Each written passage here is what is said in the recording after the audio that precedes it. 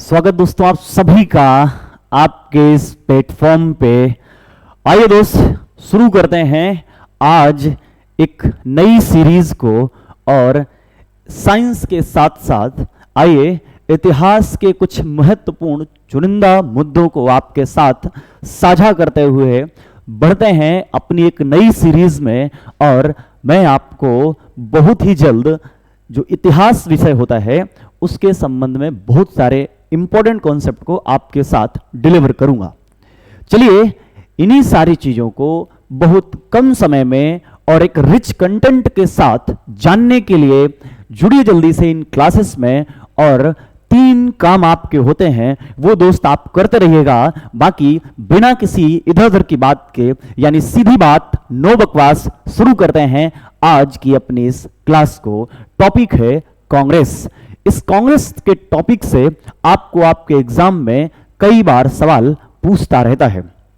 और जो सवालों की प्रकृति है वो कैसी हो सकती है, क्या क्या वो सवाल हो सकते हैं जो आपसे पूछता है। आइए दोस्त बड़ा आसान तरीके से समझते हैं उन्हीं चीजों को। देखो कांग्रेस क्या है, कांग्रेस की कहानी होता क्या है कि जो 19वीं शताब्दी थी, 19वीं शताब्दी का मतलब सन 1801 से लेकर के जो 1899 तक का समय है। इस दौरान जो आपकी 19वीं शताब्दी है उसके उत्तरार्ध का मतलब होता है 1850 के बाद। 1850 के बाद क्या हुआ, बहुत सारे या फिर 1838 के आसपास की बात करते हैं। इस समय आते आते बहुत सारे लोगों ने सोचना शुरू कर दिया था कि अंग्रेजों ने शोषणकारी नीतियां जो हैं उनके खिलाफ कुछ करना होगा। तो उन्होंने अपनी नई नई संस्थाओं का निर्माण करना शुरू करा था। जैसे आपने नाम सुना होगा land holder society, British India society, फिर आपने नाम सुना पूना सार्वजनिक सभा। ऐसे करके सारे के सारे जो राजनेता थे उनको लगना शुरू हो गया था कि चलिए अपने लिए भी कुछ करते हैं। और इसी श्रृंखला में क्या होता है, बाद में ऐसा लगा कि स्थानीय तरीके से नहीं, कोई ऐसा एक सार्वजनिक मंच होना चाहिए जहां पर सारी की सारी मांगों को एक समस्त लोगों द्वारा प्रस्तुत किया सके और समझा जा सके देश की समस्या को। उन्हीं चीजों को जानने के लिए 1885 में आकर के एक संस्था का निर्माण होता है दोस्त, और उसका नाम था कांग्रेस। चलिए समझते हैं जरा सा कांग्रेस की स्थापना। पहले तो देखते हैं स्थापना, कांग्रेस है ये, पहले बात करते हैं इसकी स्थापना। जो कांग्रेस की स्थापना हुई थी दोस्त, ये हुई थी 28 दिसंबर 1885। 28 दिसंबर 1885 को इसकी स्थापना होती है। दूसरी बात आप याद रखेंगे कि जो कांग्रेस है इसका पूरा नाम था भारतीय राष्ट्रीय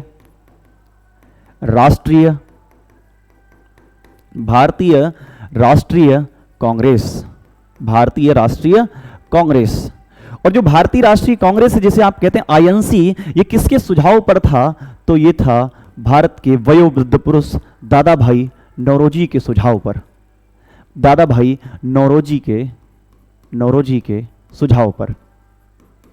के सुझाव पर यह नाम रखा गया था, सुझाव पर ऐसा नाम दिया गया था।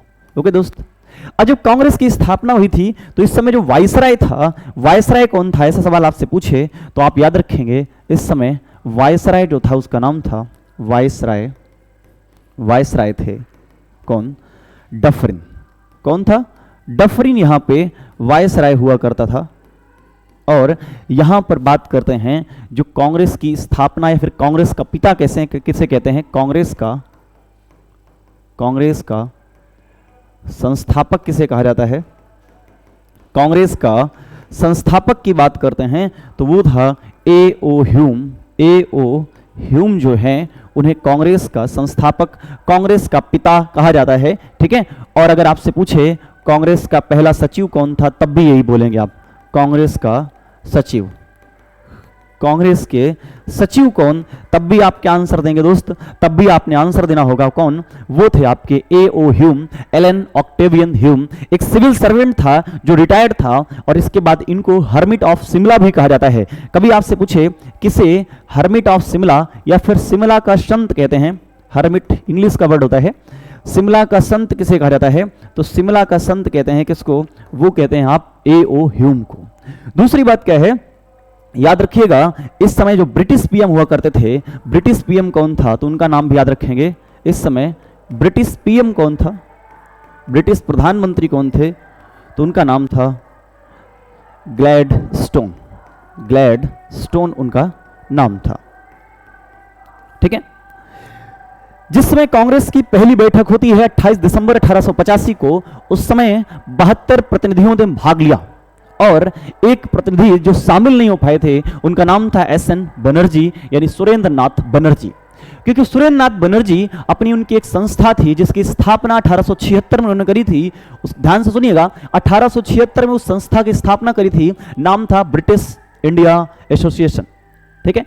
उस संस्था की जो स्थापना हुई थी, उसी संस्था की स्थापना में या फिर उसी जो इंडियन एसोसिएशन नाम था, ठीक है, इंडियन एसोसिएशन, उसी की बैठक में वो बिजी थे। और इसके बाद क्या होता है, उन्होंने अपनी एक संस्था जो थी उसका नाम था नेशनल कॉन्फ्रेंस। उस नेशनल कॉन्फ्रेंस का विलय भी करवा दिया था बाद में, किसमें, कांग्रेस में। तो कौन उपस्थित नहीं हो पाया था, अगर कभी आपसे पूछे तो आप क्या बताएंगे दोस्त, आप बताएंगे वो थे सुरेंद्र नाथ बनर्जी जो उपस्थित नहीं हो पाए थे। चलिए आगे बढ़ते हैं। तो पहले बेसिक बात क्या है, स्थापना 28 दिसंबर 1885। भारतीय राष्ट्रीय कांग्रेस किसके कहने पर पड़ा, दादा भाई नौरोजी के नाम पर। वायसराय कौन था, डफरिन था। संस्थापक A.O. ह्यूम है, कांग्रेस का यही सचिव था। ब्रिटिश पीएम कौन था उस टाइम पे, वो थे आपके ग्लैडस्टोन। ठीक है। चलिए आगे बढ़ते हैं जरा सा। अब बात करते हैं, कांग्रेस में कुछ स्टेटमेंट आते हैं, वो आप सुन करके लिखिएगा अपनी कॉपी पर, या फिर मैं लिख देता हूं, चलो ठीक है। जैसे सुनो, क्या हुआ था कि सभी ने अपने अपने मत प्रस्तुत करना शुरू कर दिए। जैसे कि सेफ्टी वाल्व का सिद्धांत था कांग्रेस के अंदर, तो कांग्रेस के अंदर जो सेफ्टी वाल्व का सिद्धांत था वो किसने दिया था, तो दोस्त याद रखिएगा, कांग्रेस के अंदर सेफ्टी वाल्व का सिद्धांत लाला लाजपत राय ने दिया। ठीक है। दूसरी बात अगर करते हैं कि बताइए कांग्रेस को किसने कहा था कि जो कांग्रेस है ये 3 दिनों का तमाशा है, वो कहा था अश्विनी कुमार दत्त ने। फिर किसी ने कहा कि कांग्रेस एक याचना संस्था है, वो थे विपिन चंद्र। किसने कहा, विपिन चंद्र ने कहा कि ये एक याचना संस्था है। फिर अगर बात करते हैं कि कांग्रेस के लोग, जो कांग्रेस के लोग हैं वो अपनी अंतिम सांसें गिन रहे हैं या फिर कांग्रेस अपनी अंतिम घड़ियां गिन रही है, ऐसा कहने वाले व्यक्ति का नाम था लॉर्ड कर्जन। और एक व्यक्ति था उसका नाम था लॉर्ड डफरिन, जो आपके सामने लिखा हुआ है। उसने कहा कि जो ये कांग्रेस है, ये कांग्रेस एक ऐसी संस्था है जो केवल और केवल एक ऐसे विशेष वर्ग का नेतृत्व करती है जिनकी संख्या अति सूक्ष्म है। ये कुछ स्टेटमेंट हैं कांग्रेस के संबंध में। चलिए आगे बढ़ते हैं। इस पूरे के पूरे टॉपिक से आपसे जो पूछता है वो है इसके महत्वपूर्ण अधिवेशन, जो आपके एग्जाम में बार बार पूछता रहता है। चलिए दोस्त सीखते हैं, बहुत इसी रिदम में जल्दी से सीखना शुरू करते हैं। आइए बढ़ते हैं आगे की तरफ। देखो ध्यान से, सबसे पहले क्या है, हम बात करते हैं कांग्रेस की 4 जो अधिवेशन है क्रम से वो कौन कौन से हैं। उसके लिए आप याद रखेंगे बम, काली माई, यानी कि क्या है, सबसे पहला अधिवेशन बंबई में हुआ, यानी कि मुंबई में हुआ, बंबई में हुआ। दूसरा कहां हुआ, कलकत्ता में हुआ, कलकत्ता में हुआ, कलकत्ता में। तीसरा अधिवेशन कहां हुआ, तीसरा अधिवेशन मद्रास में हुआ, मद्रास में हुआ। और जो चौथा अधिवेशन था आपका वो कहां होता है, तो ये होता है आपका इलाहाबाद, यानी कि प्रयागराज में, इलाहाबाद में होता है। ये था चौथा अधिवेशन। ठीक है। अब इनके सन अगर पूछेगा आपसे तो क्रम से बस याद रखिए 1885, 1885, 1886, 1886, 1887 और 1888, सॉरी, है ना, 1888। ये क्रम है, बस आपने इतना ही याद रखना है जो आपके सामने लिखा हुआ है, बंबई, कलकत्ता, मद्रास, इलाहाबाद। ठीक है।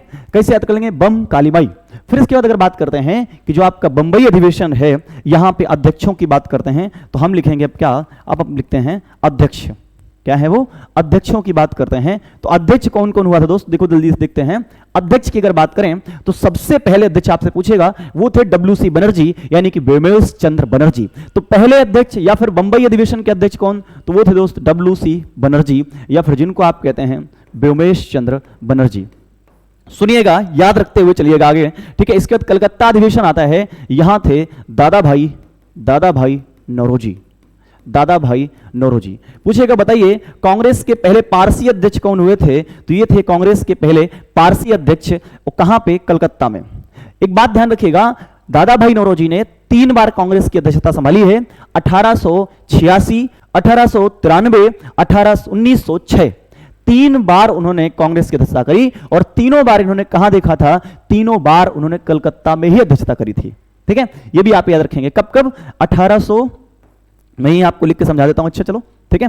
1893 और 1906, ये आप याद रखेंगे। और 1906 में याद रखिएगा जो कलकत्ता अधिवेशन हुआ था, इसी अधिवेशन में उन्होंने कांग्रेस से स्वराज शब्द की बात करी थी। कांग्रेस में स्वराज शब्द का प्रयोग पूछे किसने करा था, तो वो करा था दोस्त दादा भाई नौरोजी ने। इन्हीं को क्या कहते हैं, grand old man of India, Bharat का वयोवृद्ध पुरुष कहा जाता है। किसको कहा जाता है, दादा भाई नौरोजी को कहा जाता है, ठीक है। दूसरी बात करते हैं कि जो दादा भाई नौरोजी हैं, इन दादा भाई नौरोजी ने एक काम और करा, क्या, इन्होंने एक पुस्तक लिखी थी, वो था धन के निष्कासन का सिद्धांत, ठीक है। और एक पुस्तक जो थी उसका नाम था poverty and un British rule in India, ठीक है, जो 1901 में प्रकाशित हुई थी। कब प्रकाशित हुई थी, 1901 में। इससे भी सवाल आपको पीछे प्रश्नों में पूछ रखा है, पीछे के सालों में जो प्रश्न है वो आ चुका है, ठीक है। आइए आगे देखते हैं दोस्त, 93 में, 1906, 1886, दादा भाई नौरोजी। मद्रास अधिवेशन की बात करते हैं दोस्त, तो जो मद्रास अधिवेशन आपका हुआ था, इस मद्रास अधिवेशन में अध्यक्षता संभाली किसने, उनका नाम था बदरुद्दीन तैयब। इनको तैयब जी कहते हैं, बदरुद्दीन तैयब ने अध्यक्षता संभाली थी। और दूसरी बात आप याद रखेंगे कि जो बदरुद्दीन तैयब थे, ये पहले मुस्लिम अध्यक्ष थे, पहले मुस्लिम अध्यक्ष थे, पहले मुस्लिम अध्यक्ष पूछे आपसे तो क्या बताएंगे आप, वो थे बदरुद्दीन तैयब या फिर तैयब जी। कब, 1887 में, ठीक है।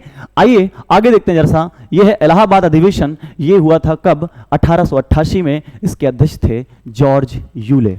पूछेगा बताओ सबसे पहला अंग्रेज अध्यक्ष जो कांग्रेस में हुआ उसका नाम क्या था, वो थे जॉर्ज यूले।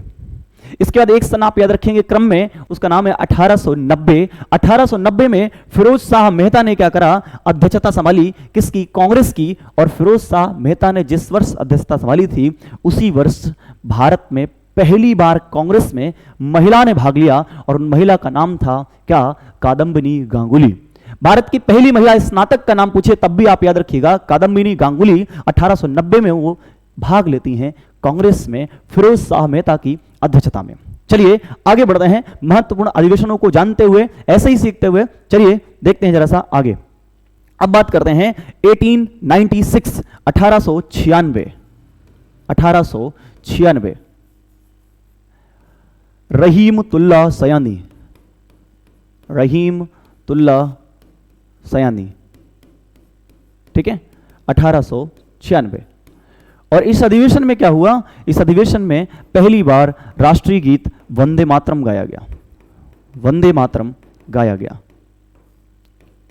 वंदे मातरम गाया गया, ठीक है, इसी अधिवेशन में गाया गया। अब वंदे मातरम के बारे में आप सभी जानते होंगे, वंदे मातरम बंकिम चंद्र चटर्जी ने लिखा, बंकिम चंद्र चटर्जी ने लिखा था, बंकिम चंद्र चटर्जी किसने लिखा, बंकिम चंद्र चटर्जी ने लिखा था। क्या नाम था उसका, एक पुस्तक थी, वो थी आनंद मठ।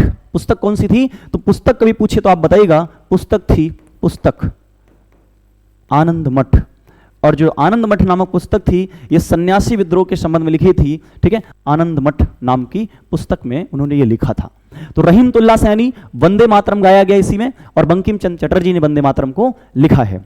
अब आगे जरा सा बात करते हैं सन 1901 की। 1901 में क्या होता है, 1901 में कलकत्ता अधिवेशन होता है, दिनशाह वाचा उसके अध्यक्ष बनाए जाते हैं। और इसकी विशेषता है, पेपर में जो आपसे पूछता है कि बताइए महात्मा गांधी ने पहली बार कांग्रेस के अधिवेशन में कब हिस्सा लिया था, भाग लिया था, तो 1901 के अधिवेशन में लिया था। कहां हुआ था, कलकत्ता में। कौन था अध्यक्ष, दिनशाह वाचा था। दोस्त कुछ बातें आपने सुन करके लिखनी है, समझनी है, ठीक है, सब कुछ लिखेंगे तो बहुत लंबा खींचेगा फिर, ठीक है। जैसे 1904 में अध्यक्ष हुआ सर हेनरी कॉटन हुए, कौन हुआ? Henry cotton. और इस हेनरी कॉटन की अध्यक्षता के समय क्या होता है, भारत में जो मोहम्मद अली जिन्ना है वो कांग्रेस में पहली बार शामिल होता है। ठीक है, तो बताओ जिन्ना कांग्रेस की मीटिंग में पहली बार कब शामिल हुआ? तो 1904 के अधिवेशन में। अध्यक्ष कौन था? Henry cotton. गांधी जी पहली बार कब? 1901। अध्यक्ष कौन था? दिनसा वाचा। चलते हैं दोस्त, इंपॉर्टेंट अधिवेशन 1905 यानी 1905, और अध्यक्ष थे, उनका नाम था गोपाल कृष्ण गोखले। 1905 यह था बनारस अधिवेशन। बनारस अधिवेशन, इससे तो डायरेक्ट सवाल आपको यही पूछ लेगा कि बताइए बनारस अधिवेशन किस वर्ष हुआ था? 1905 में हुआ था। इसके अध्यक्ष कौन थे? तो अध्यक्ष की अगर बात करें दोस्तों, याद रखिएगा आप कि इसके अध्यक्ष का नाम था क्या? उनका नाम है Gopal Krishna Gokhale. Gopal Krishna Gokhale. Servant society of India का आपने नाम सुना होगा, वो इन्हीं की संस्था का नाम था। ठीक है, और जो गोपाल कृष्ण गोखले जी थे, जब इनकी अध्यक्षता हुई तो इसी वर्ष क्या हुआ? कांग्रेस के मंच से स्वदेशी का प्रस्ताव पारित किया गया, और उस स्वदेशी के प्रस्ताव को शिशिर कुमार घोष ने तैयार किया था। ऐसे सवाल भी आपको एग्जाम में पूछता है। ठीक है, चलिए, तो क्या हुआ था? स्वदेशी का प्रस्ताव पारित हुआ था। स्वदेशी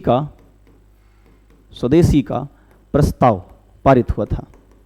ठीक है, प्रस्ताव पारित हुआ इसी अधिवेशन में, यानी कि कौन सा अधिवेशन है ये? बनारस अधिवेशन 1905 है। यहां से एक बात और याद रखिएगा, गोपाल कृष्ण गोखले को जो महात्मा गांधी हैं उनके राजनीतिक गुरु हैं। महात्मा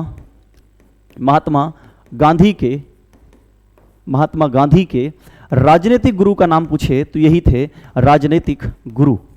बाकी एनी बेसेंट को तो ऐसा लगा था कि महात्मा गांधी को अभी कुछ हो नहीं आता है, इसलिए उन्होंने कहा कि महात्मा गांधी तुम बच्चा हो राजनीति में, तुमको कुछ हो नहीं आता, बउआ हो बउआ। ठीक है, तो पूछे महात्मा गांधी को राजनीतिक बच्चा किसने कहा था? तो वो किसने कहा था दोस्त? तो आप याद रखेंगे किसने कहा था, तो उनका नाम था एनी बेसेंट ने। बाकी महात्मा गांधी का राजनीतिक गुरु कौन? गोपाल कृष्ण गोखले। स्वदेशी आंदोलन की शुरुआत बनारस अधिवेशन 1905। बस इतनी बातें हैं जो आपको उंगलियों पर याद होनी चाहिए। 1906 में कलकत्ता अधिवेशन होता है। मैंने आपको पहले ही बताया 1906 के कलकत्ता अधिवेशन में, 1906 का जो कलकत्ता अधिवेशन होता है, उस अधिवेशन में एक काम होता है कि उसी अधिवेशन में पहली बार, एक सेकंड रुकिए,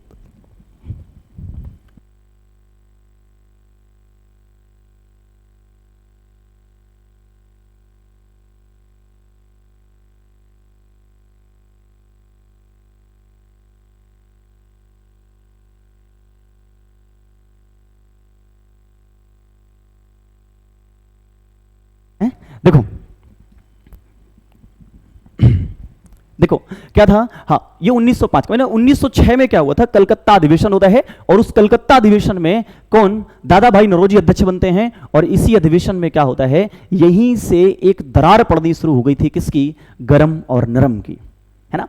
गर्म दल नरम दल आपने सुना होगा, और यहां से वो कवायद शुरू हो चुकी थी। बस एक व्यक्ति हैं जो काफी वयोवृद्ध हैं, इसलिए 1906 में वो घटना नहीं हुई जो घटना आपकी 1907 में होने वाली है। ठीक है, चलिए आगे बढ़ते हैं। 1906 में यही याद रखिएगा, स्वराज शब्द को पहली बार कांग्रेस के अंदर से प्रयोग किया गया था। स्वराज शब्द को पहली बार किसने दिया था? तो उनका नाम था दयानंद सरस्वती। ठीक है, और स्वराज पार्टी के संस्थापक का नाम क्या था? सीआर दास। सीआर दास नहीं, सीआर दास, चित्तरंजन दास। ठीक है, इसके अगर पूछे कभी क्या बोलते हैं, चलिए आगे सारी चीजें मिलती चली जाएंगी, बढ़ते हैं आगे की तरफ। तो अब अगला अधिवेशन है 1907, 1907। यह है सूरत अधिवेशन। क्या है? सूरत अधिवेशन। और इस सूरत अधिवेशन में कांग्रेस की सूरतें बदल गई। सूरत ऐसी बदली कि गरम गरम, नरम नरम, सब अलग अलग हो गया। ठीक है, तो क्या हुआ? गरम अलग हुए, नरम अलग हुए। किस अधिवेशन में? 1907 के सूरत अधिवेशन में। अध्यक्ष थे रास बिहारी साहब, रास बिहारी। ठीक है, रास बिहारी इसके अध्यक्ष बनाए गए। कौन सा अधिवेशन है? 1907 का सूरत अधिवेशन है। क्या याद रखेंगे? कांग्रेस कांग्रेस कांग्रेस गरम दल और नरम दल में बट गई। नरम दल में बट गई। याद रखिएगा, गरम दल से 3-4 नेताओं के नाम तो आपको आने चाहिए। जैसे आप सुनते हैं, क्या बोलते हैं? लाल यानी कि लाला लाजपत राय, बाल यानी कि बाल गंगाधर तिलक, पाल यानी कि बिपिन चंद्र पाल, और एक हैं अरविंद घोष। ठीक है, इनके नाम आपको याद रखने होंगे। चलते हैं हम आगे की तरफ। अगला अधिवेशन कौन सा होगा जो महत्वपूर्ण है? तो दोस्त अगला महत्वपूर्ण अधिवेशन है 1911 का कलकत्ता अधिवेशन। और 1911 के कलकत्ता अधिवेशन में दोस्त क्या होता है, इसी अधिवेशन में पहली बार राष्ट्रगान गाया गया, जनगण मन अधिनायक जय हे। ठीक है, पहली बार गाया गया। देखो 1911 में अध्यक्ष की बात करते हैं, पहले अध्यक्ष की बात करते हैं तो वो थे पंडित विष्णु नारायण धर। विष्णु नारायण धर ये इस पे अध्यक्ष हुए। और इसके बाद बात करते हैं क्या, इसी अधिवेशन में पहली बार राष्ट्रगान गाया गया, राष्ट्रगान गाया गया। और ये किसके स्वागत में गाया गया था, क्योंकि इस समय जॉर्ज पंचम भारत आया था। कौन आया था, जॉर्ज पंचम अपनी महारानी मैरी के साथ भारत आता है और उसी के सम्मान में ये गाया गया। ठीक है, और इसके बाद क्या होता है, एक पत्रिका थी भारत भाग्य विधाता। भारत भाग्य विधाता में राष्ट्रगान को 1912 में छापा गया और 1913 में रविंद्रनाथ टैगोर को शांति का नहीं साहित्य का नोबेल पुरस्कार मिला। ठीक है, तो याद रखिएगा राष्ट्रगान गाया गया 1911 में। किसने लिखा है, रविंद्रनाथ टैगोर। बांग्लादेश का भी इन्होंने लिखा है, रविंद्रनाथ टैगोर। चलिए आगे बढ़ते हैं, यूं ही समझते रहिए चीजों को। ठीक है, इसी रिदम में चलिए दोस्त आगे बढ़ते हैं आगे की तरफ। तो 1911 है ये। ठीक है, देखो अगली अगर बात करते हैं 1911 के संबंध में, तो राजधानी परिवर्तन हो गया, कलकत्ता से दिल्ली परिवर्तित करेगी। राजधानी परिवर्तन कहां से, कलकत्ता से दिल्ली की तरफ लाई गई। तो ध्यान सुनना, प्रस्ताव आया 1911 में, 1912 में ये जो है राजधानी बनी थी। कब बनी थी, 1912 में। और 1927 में क्या हुआ, राजधानी क्या बना दी गई, 1927 में राजधानी रखी गई क्या, वो रखी गई नई दिल्ली। तो नई दिल्ली कब से, 1927 से। चलिए आगे जरा दोस्त, तो 1911 के संबंध में आपने इतनी बातें याद रखनी है। हाँ, राष्ट्रगान के बाद मैंने क्या कहा, इसको किस पत्रिका में छापा गया था, भारत भाग्य विधाता में। ठीक है, और 1913 में उनको क्या मिला था, नोबेल पुरस्कार मिला था साहित्य का। पूछेगा भारत के पहले व्यक्ति जिनको नोबेल पुरस्कार मिला तो वो कौन थे आपके, वो थे रविन्द्रनाथ टैगोर। ठीक है, अब आप क्या बोलते हैं, वीडियो के बाद कमेंट जरूर करेंगे जितने दोस्त देखेंगे कि बताइए रविन्द्रनाथ टैगोर को कौन सी पुस्तक के लिए या फिर कौन सी कृति के लिए उनको नोबेल पुरस्कार दिया गया था। चलिए दोस्त आगे चलते हैं, अगला सन आप याद रख लेंगे थोड़ा सा जानकारी के लिए, 1915 यानी कि 1915। और इस 1915 में क्या हुआ था, 1915 में अध्यक्षता करी थी वेलिंगटन ने, वेलिंगटन। इससे सिर्फ एक पॉइंट इंपॉर्टेंट है कि बताइए ऐसा कोई भारत का वायसराय जिसने कांग्रेस की अध्यक्षता करी हो, तो भारत का वायसराय भी हो और कांग्रेस का अध्यक्ष भी हो, वो थे आपके कौन, वो था वेलिंगटन। ये कांग्रेस का अध्यक्ष साथ में वायसराय भी बना था। बड़ी बात ये है, इंपॉर्टेंट पॉइंट यहां पे है। चलते हैं, एक महत्वपूर्ण अधिवेशन 1916 का कांग्रेस अधिवेशन, और उस कांग्रेस अधिवेशन में क्या हुआ, अध्यक्ष कौन बना और क्या बातें विशेष हैं। आपने लखनऊ समझौते का नाम सुना होगा। चलिए लिखते हैं 1916।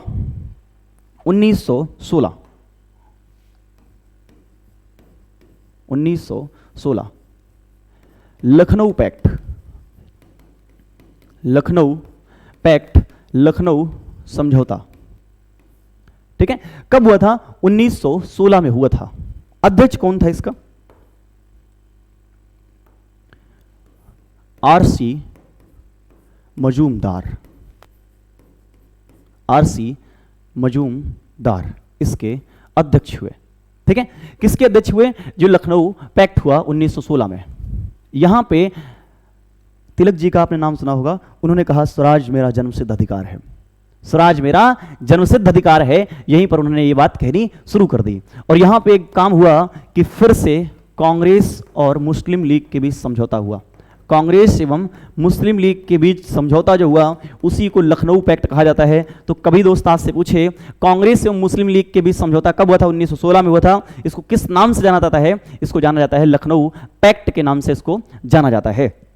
चलिए आगे बढ़ते हैं, समझते हैं चीजों को। ठीक है, तो ये, और इस समय क्या हुआ था, इसी समय हुआ कुछ यूं कि नरम दल और गरम दल, नरम दल और गरम दल फिर से करीब आए, नरम दल और गरम दल फिर से पास में आते हैं। लेकिन ये 1-2 साल चला, फिर से कांग्रेस में 1918 में फिर से विभाजन हो जाता है। तो मुझे कांग्रेस में पुनः विभाजन कब होता था, 1918 में हुआ था। कब हुआ था, 1918 में। ये आप याद रखेंगे। अब बात करते हैं 1917 का कलकत्ता अधिवेशन। 1917 का कलकत्ता अधिवेशन, 1917 का कलकत्ता अधिवेशन, और यहां अध्यक्ष बनी, सॉरी आरसी बोलते हैं, मैंने एसी मजूमदार होगा ना, अंबिका चरण मजूमदार। एसी जो गर्मी खत्म कर दे ना, जैसे हमको बहुत जोर लग रही है अभी, देखो ध्यान से, अच्छा है ना। तो क्या है 1917 कलकत्ता अधिवेशन, और यहां पे अध्यक्ष बनी एनी बेसेंट। पूछे भारत की पहली महिला अध्यक्ष बताओ जिन्होंने कांग्रेस की अध्यक्षता संभाली थी, तो वो थी एनी बेसेंट। सॉरी, पहली महिला तो थी एनी बेसेंट। ये भारतीय महिला नहीं है, लेकिन हाँ कांग्रेस की पहली महिला जरूर हैं। नाम क्या है इनका? इनका नाम है, एक सेकंड रुकिए, फैन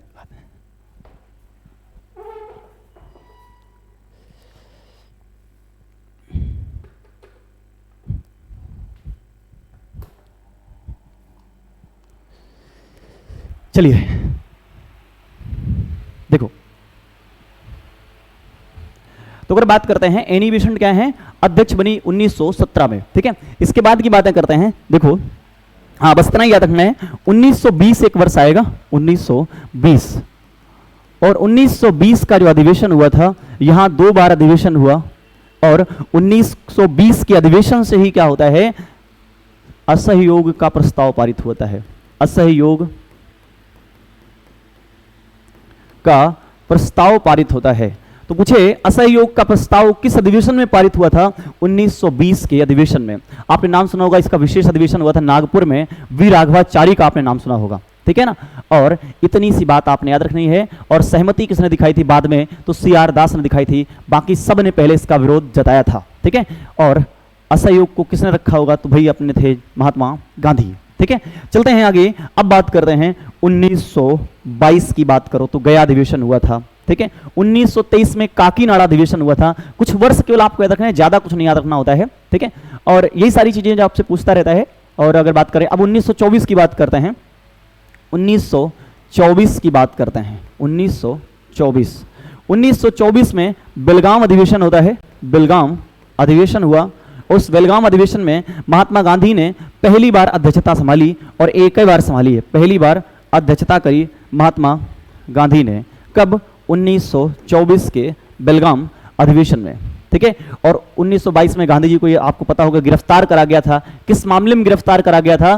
तो असहयोग के विरोध में जो चौरी चौरा कांड हुआ था, ठीक है, वहां पे इनको गिरफ्तार कर लिया गया था, लेकिन पहले ही छूट गया क्योंकि गांधी जी को एक बीमारी हो गई थी, अपेंडिक्स, है ना, उनका अपेंडिक्स खराब हो गया था। अपेंडिक्स एक अवशेषी अंग है, सही पूछे तो मानव में, ठीक है, जो पाया जाता है। वहां सेलुलोज का पाचन होता है और किसी चीज का पाचन नहीं होता है। चलिए आगे बढ़ते हैं। ये 1924 की बात है। इतनी छोटी छोटी बातें दोस्तों याद रखते चलो, चीजें आसान हैं अगर आप समझना चाहते हैं तो। अगर अब बात करते हैं 1927 में क्या होता है कि साइमन कमीशन का विरोध होता है, और आपने नाम सुना होगा MA अंसारी, ठीक है, मुख्तार अहमद अंसारी, वो इसके अध्यक्ष बनाए जाते हैं। यहां से चीजें आपको नहीं पूछता है, कुछ चीजें हैं जो आपको जानते रहना है, बस मुझे ऐसा लगता है। बस 1925 में कानपुर में अधिवेशन हुआ, और कानपुर अधिवेशन में जो अध्यक्ष बनी उनका नाम था, कानपुर अधिवेशन में जो अध्यक्ष बनी वो भारत की पहली भारतीय महिला थी जो कांग्रेस की अध्यक्ष बनी। उनका नाम था सरोजिनी नायडू। क्या नाम था? सरोजिनी नायडू थी। 1925 था, कानपुर अधिवेशन था, और यहीं पर श्यामलाल गुप्त पार्षद जी द्वारा विजयी विश्व तिरंगा प्यारा यानी कि भारत का राष्ट्रीय गीत गाया गया था, ठीक है। और क्योंकि आपको पता है ना कि जो पार्षद जी हैं वो कानपुर के रहने वाले हैं, ठीक है, और संयोग से बहुत पास के रहने वाले हमारे, ठीक है। चलो आगे बढ़ते हैं, बाकी देखते हैं जरा सा। अब अगर आगे बात करते हैं आप जो है अगले अधिवेशन की, तो वो है 1929। अच्छा, 1928 में मोतीलाल नेहरू अध्यक्ष बने थे, ठीक है। 1929 में कौन होता है? उनका बेटा जवाहरलाल नेहरू अध्यक्ष बने, ठीक है। चलो 1929 में क्या होता है? ये होता है भैया अधिवेशन है लाहौर अधिवेशन। लाहौर अधिवेशन हुआ। चलो 1929 लाहौर अधिवेशन, रावी नदी का किनारा, रात के 12 बजे, ठीक है। यह अधिवेशन शुरू होता है और यहां शपथ ली गई कि हम अब जो है एक बिल्कुल पूरी तरह से पूर्ण स्वराज्य चाहते हैं, और इसी अधिवेशन के तहत 26 जनवरी 1930 को पहली बार स्वतंत्रता दिवस जैसा कुछ मनाया गया, और हमने इस डेट को याद सा रख लिया, ठीक है। चलिए, तो अध्यक्ष कौन था इसका लाहौर अधिवेशन का? वो थे जवाहरलाल नेहरू, छोटे वाले नेहरू, जवाहरलाल नेहरू। नेहरू दो ही हुए हैं, एक थे जवाहरलाल नेहरू, एक थे मोतीलाल नेहरू, इसके बाद नेहरू कोई नहीं हुआ। ठीक है, इसके बाद सब गांधी बन गए। आओ आगे देखते हैं। जवाहरलाल नेहरू की बात करते हैं। इसके अधिवेशन में क्या होता है? हाँ, पहली बार 26 जनवरी 1930 को तिरंगा फहराया गया। तिरंगा फहरा कर क्या करा गया? स्वतंत्रता दिवस मनाया गया। स्वतंत्रता दिवस पहली बार कब मना रहे हैं हम? और ये स्वाधीनता थी एक प्रकार की, हम पूर्ण स्वराज्य के पक्ष में आ चुके थे। ठीक है, पूछे पूर्ण स्वराज्य की मांग किसने करी थी? तो वो थे कौन? वो थे आपके जवाहरलाल नेहरू, और इनके पिताजी जिनका नाम था मोतीलाल नेहरू, वो केवल और केवल स्वराज की मांग कर रहे थे। यही दोनों में फर्क था। ठीक है, और इसी वजह से वो अपने पिताजी के खिलाफ चले गए थे। कौन? जवाहरलाल नेहरू। आगे ये चलते हैं 1931 की ओर।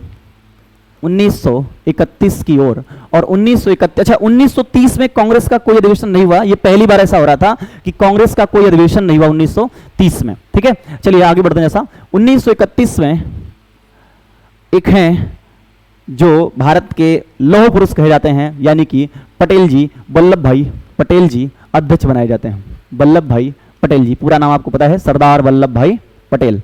बारदोली सत्याग्रह का नाम आपने सुना होगा 1928 में, सरदार वल्लभ भाई पटेल अध्यक्ष बने।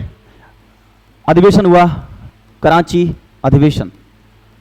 कराची अधिवेशन होता है। ठीक है, कराची में अधिवेशन होता है। मूल अधिकारों को मांगा गया, मौलिक अधिकारों की बात की गई पहली बार। तो पूछेगा मौलिक अधिकारों को किस अधिवेशन में मांगा गया था पहली बार? तो वो था 1931 का कराची अधिवेशन। अध्यक्ष थे कौन? वो थे आपके वल्लभ भाई पटेल। अगली बात करते हैं आप जो है, तो समझिए ध्यान से यहाँ पे। देखो 1934 में गांधी जी का दिमाग खराब होता है, मतलब कि उनको गुस्सा आती है और एक शब्द बोल देते हैं कि स्वतंत्रता के बाद इस कांग्रेस को निपटा दिया जाए, खत्म कर दिया जाए। ठीक है, 1936 में लखनऊ अधिवेशन होता है। सवाल यहाँ से कम पूछता है इसलिए कह रहा हूँ। ठीक है, 1937 में फैजपुर अधिवेशन होता है। आपसे सवाल पूछेगा कि बताइए फैजपुर अधिवेशन कब हुआ था 1937 में? क्यों पूछता है? क्योंकि ये पहला अधिवेशन था जो गांव में हुआ था। कहाँ हुआ था? गांव में पहला अधिवेशन हुआ था। कहानी थोड़ा सा बिगड़ती है यहाँ से। आइए जरा सा वो क्या बिगाड़ था देखते हैं ध्यान से भाई मेरे। देखो 1938 में क्या होता है? एक अधिवेशन होता है हरिपुरा अधिवेशन। हरिपुरा कहाँ पड़ता है? गुजरात में। हरिपुरा अधिवेशन होता है 1938 में। और 1938 में जो हरिपुरा अधिवेशन हुआ, इस हरिपुरा अधिवेशन में क्या होता है? सुभाष चंद्र बोस अध्यक्ष बनाए जाते हैं। सुभाष चंद्र अध्यक्ष बनाए जाते हैं, है ना।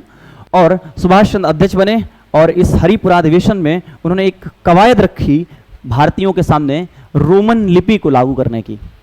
कौन सी लिपि? रोमन लिपि के संबंध में पहली बार किसी ने कहा कि इसको लागू करना चाहिए, वो थे सुभाष चंद्र बोस। हरिपुरा अधिवेशन गुजरात में हुआ 1938 में। इसके बाद क्या होता है? बहुत तेजी से इनकी प्रतिभा फैलती चली जा रही थी। 1939 में त्रिपुरी संकट होता है। कौन संकट होता है? त्रिपुरी संकट, यानी कि त्रिपुरी एमपी यानी कि मध्य प्रदेश में एक अधिवेशन का आयोजन होता है। और इसमें क्या बोलते हैं? बहुमत मिला किसको? सुभाष चंद्र बोस जी को। लेकिन सुभाष चंद्र बोस जी के विपक्ष में एक व्यक्ति खड़े थे, उनका नाम था महात्मा गांधी। और सुभाष चंद्र बोस महात्मा गांधी को बहुत नजदीक तरीके से जानते थे। ये बात सुभाष चंद्र बोस को बिल्कुल ठीक नहीं लगी, क्योंकि वो किसी के पक्ष में थे। वो थे किसके पक्ष में? वो थे पट्टाभी सीतारमैया के, है ना। और एक बात याद रखिए, क्या बोलते हैं? जब युद्ध हो और युद्ध में जब आपके अपने ही आपको दूसरे पाले में दिखाई दे जाएं, तो समझिए वहां आपके युद्ध करने का कोई मतलब ही नहीं होता है। वहां पर आपकी हार और आपकी जीत का कोई मायना रखता ही नहीं है। ये इतने समझदार थे सुभाष चंद्र बोस। मुझे यही लगता है कि कभी भी अगर युद्ध हो और युद्ध में आपके अपने अगर दूसरे पाले में खड़े हुए मिल जाएं, तो दोस्त सरेंडर करके आप वापस आइए, क्योंकि इन युद्धों में आपकी हार से ज्यादा बुरी हो सकती है आपकी जीत हो जाए। ठीक है, क्योंकि जीतना वहां कोई मायने ही नहीं रखता है। और ये बात समझ में आई थी किसको? वो थे आपके सुभाष चंद्र बोस। सुभाष चंद्र बोस ने तुरंत कांग्रेस से इस्तीफा दिया और एक नई संस्था की स्थापना की बात करना शुरू कर दिया। उसका नाम था फॉरवर्ड ब्लॉक। और पट्टाभी सीतारामैया किसके प्रतिनिधि थे? गांधी जी के प्रतिनिधि थे। ठीक है ना, ज्यादा सोचना वोचना नहीं था, यही सिखाया। ठीक है, इतिहास पढ़ते हुए ये सारी चीजें सीखिए। ठीक है, कि क्या क्या हो सकता है। इतिहास क्या है? उन घटनाओं का अध्ययन जिनको पढ़ करके आप ये सीख सकें कि क्या नहीं करना है, बस और कुछ नहीं। कोई पूछे इतिहास क्या है तो आप बताइएगा वो घटनाओं का संकलन है जिनको पढ़ने के बाद अपनी जिंदगी में आप ये डिसाइड कर सकें कि दोस्त क्या नहीं करना है अब, क्योंकि वो हो चुका है, वो गलत हुआ था। ठीक है, उसे इतिहास कहते हैं। आइए जरा सा देखते हैं। तो त्रिपुरी संकट, ठीक है, 1939 सुभाष चंद्र बोस ने इस्तीफा दे दिया। सुभाष चंद्र बोस ने इस्तीफा दे दिया। सुभाष चंद्र बोस ने इस्तीफा दे दिया। ठीक है, और इस्तीफा दिया, इसके बाद उन्होंने क्या करा? एक नई पार्टी बना ली अपनी, उसका नाम था फॉरवर्ड ब्लॉक। और इसमें जब उन्होंने त्याग दिया, इस्तीफा दिया, तो डॉक्टर राजेंद्र प्रसाद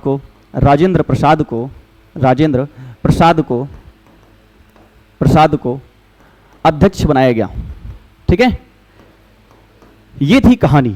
अच्छा, 1938 में क्या हुआ था? राष्ट्रीय योजना समिति बनाई गई थी। राष्ट्रीय योजना समिति, यहां से थोड़ा सा हम इकोनॉमी की तरफ थोड़ा सा झुकाव हमारा होना शुरू हो गया था। ठीक है, ये भी आप याद रखिएगा। ठीक है, चलो कभी बताता हूं, मैं आपको सारी चीजें सिखाऊंगा, धीरे धीरे करके, हौले हौले करके सब कुछ सीखना है मेरे भाई। ठीक है, राष्ट्रीय योजना समिति बनी थी 1938 में। पूछता है किसकी अध्यक्षता में? जवाहरलाल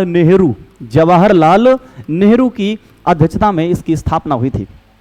अब बात करते हैं जो आपकी कांग्रेस थी, ये कांग्रेस का जो अंतिम समय की बात करें तो कांग्रेस के आज़ादी के समय जो अधिवेशन हुआ था वो हुआ था मेरठ में।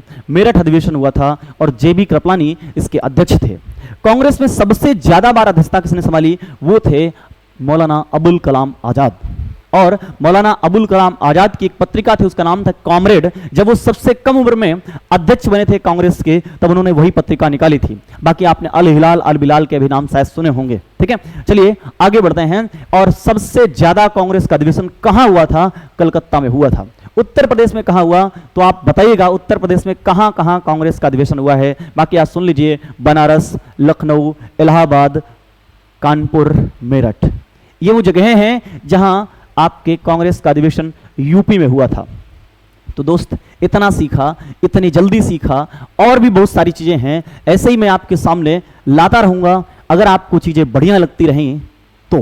ठीक है, और आप अपना काम जरूर करिएगा। आज सभी का धन्यवाद कि आप इस क्लास में अंतिम समय तक मेरे साथ जुड़े रहे। मिलते हैं किसी ऐसी ही नई जानकारी के साथ। अच्छा हाँ, अगले वीडियो में हम आपको केमिस्ट्री का कुछ भरपूर एक ऐसा वीडियो लेके आएंगे जिससे आपको बहुत सारी चीजें सीखने के लिए मिलती रहेंगी। चलिए दोस्त, मिलते हैं फिर किसी ऐसी क्लास में। ऑल द बेस्ट सभी को। चलिए दोस्त, मिलेंगे फिर कभी।